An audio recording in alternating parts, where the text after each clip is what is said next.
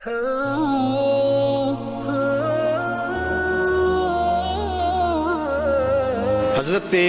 عثمان غنی رضی اللہ تعالیٰ عنہ حضرت عبداللہ ابن مسعود کے گھر آئے. یہ اس وقت آئے جب حضرت عبداللہ ابن مسعود سخت بیمار تھے اور موت و حیات کی کشمکش میں تھے. تو انہوں نے ان کا حال پوچھا. جب واپس پلٹنے لگے تو اشرفیوں کی 2 تھیلیاں حضرت عثمان غنی نے حضرت عبداللہ ابن مسعود کو دی. تو حضرت عثمان کو تھیلیاں دیتے ہوئے دیکھ کر کے حضرت عبداللہ ابن مسعود صحابی رضی اللہ تعالیٰ عنہ نے کہا یہ کیا ہے؟ کہا یہ جو ہے ضروریات پوری کر لینا. تو آپ نے کہا کہ میں تو جا رہا ہوں, میری تو ضروریات ختم ہو رہی ہیں.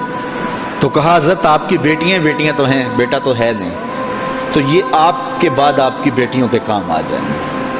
تو حضرت عبداللہ ابن مسعود کا یقین دیکھیے, فرمانے لگے کہ یہ کسی اور کو دے دو, میری بیٹیوں کو ضرورت نہیں رہے گی, اس لیے کہ میری بیٹیاں اتنی دیر تک سوتی نہیں ہیں جتنی دیر تک سورہ واقعہ نہیں پڑھ لیتے.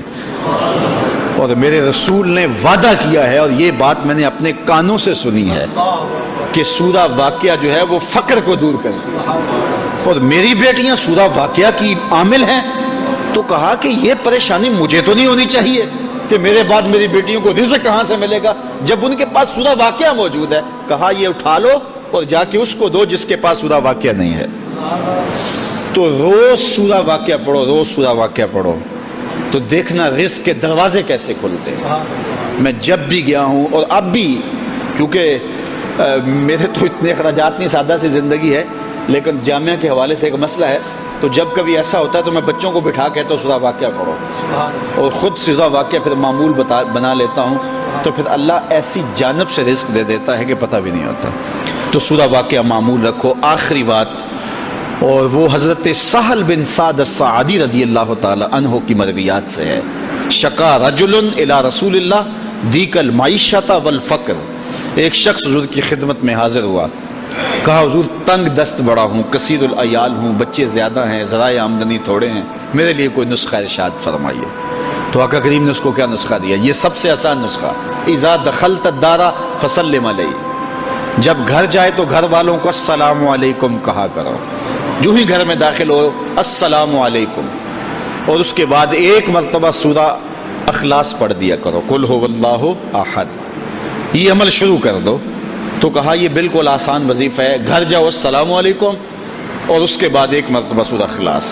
اس عمل کو نہ چھوڑنا, بلکہ فرمایا کبھی ایسا ہو تو گھر جائے تو گھر میں کوئی بھی موجود نہ ہو, تو کہا عمل کو پھر بھی نہیں چھوڑنا. فسلم علیہ, کہا تو مجھے سلام کہتے ہیں. وہ اپنے نام لیواؤں کو تنہا چھوڑتے کب ہیں, جہاں ہم دم نہ ہو کوئی وہاں سرکار ہوتے. کہا کہ جب کوئی نہ ہو گھر میں تو کہا عمل نہیں چھوڑنا, پھر مجھے سلام کہنا, اور پھر ایک مرتبہ سورہ اخلاص پڑھ دینا. وہ صحابی کہتے ہیں میں نے عمل شروع کر دیا, گھر جاتا السلام علیکم, گھر والے بھی خوش, اور اس کے بعد سورہ اخلاص بیٹھنے سے پہلے پڑھ لیتا. اور اگر گھر میں کوئی نہ ہوتا پھر تو مجھے چاہ چڑھ جاتے, پھر میں یا نبی سلام علیکہ پڑھتا, پھر حضور کی بارگاہ میں سلام پیش کرتا. اور ملا قاری نے اس پہ گفتگو کی ہے مرقات شرح مشقات کے اندر, کہ آخر حضور کو سلام کیوں کہنا ہے. انہوں نے جو لفظ کہے ہیں لفظ سنیے, وہ کہتے ہیں لِأَنَّ رُوحَهُ عَلَيْهِ السلام مَوْجُودٌ فِي بُيُوتِ الْمُسْلِمِينَ. اس لیے کہ آقا کی روح مومنوں کے گھروں کے اندر فیض بانٹ رہی ہوتی.